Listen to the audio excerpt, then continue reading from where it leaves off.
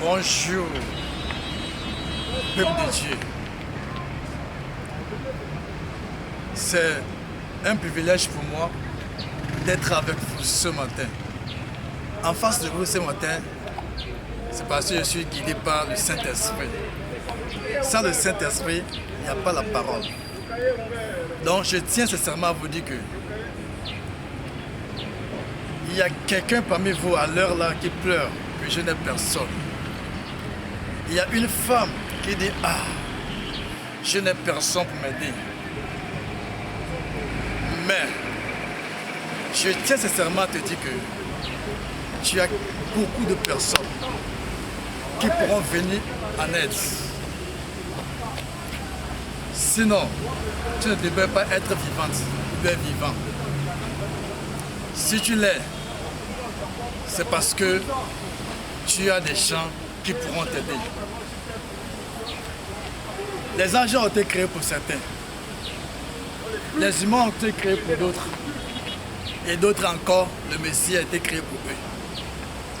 C'est pour cela que je tiens sincèrement à vous dire ce matin que un jour, en Israël, il y avait un paralytique assis au bord du piscine Bethsaïda.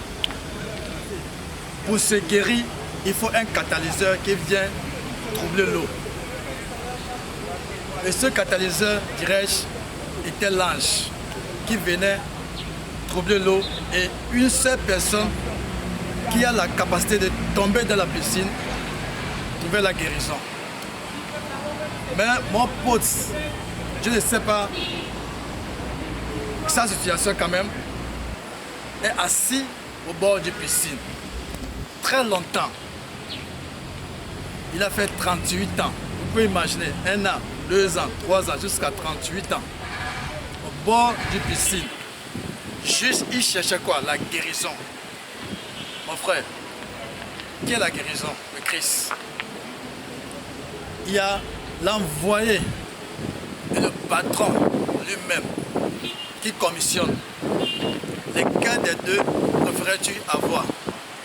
L'ange a été envoyé. Le patron lui-même s'est descendu un jour. Beaucoup ont trouvé la guérison avec les anges. Mais celui qui disait « Je n'ai personne », réellement il n'a personne. C'est l'homme qui est la personne la plus convertie. Il s'est converti réellement. Celui qui s'est converti réellement s'abandonne à Dieu. Il n'a plus personne. Ni une personne physique de ce monde, mais ni des anges. Il ne compte plus personne en dehors du Messie ou bien Dieu lui-même. La grâce ayant venu un jour, et Dieu a décidé.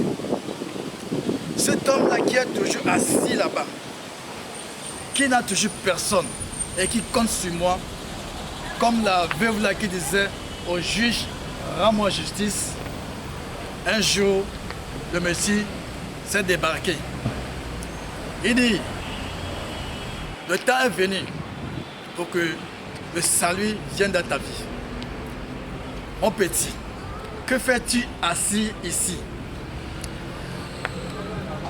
Il répond, je cherche la guérison, mais je n'ai personne pour m'amener au bord de la piscine. Mais les gars avaient le mauvais cœur. Qui peut t'aider si ce n'est Dieu? Mais cet homme n'a pas été guéri par l'eau ou bien par un ange, ni par l'eau de la piscine, mais par la parole.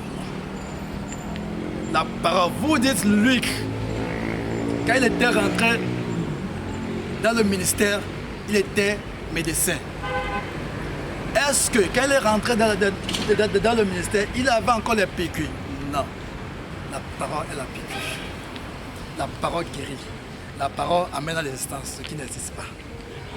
Lève-toi et marche. Prends ton lit. Lève-toi, prends ton lit et marche.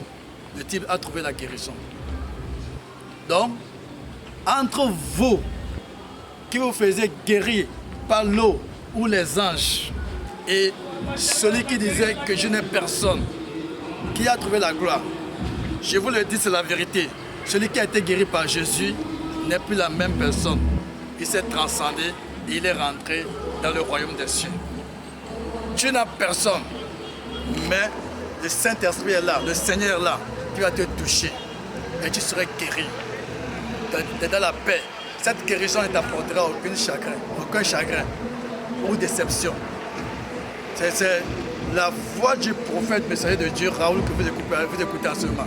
Que la paix du salut soit avec vous. Et que vous écoutez la parole et vous changez.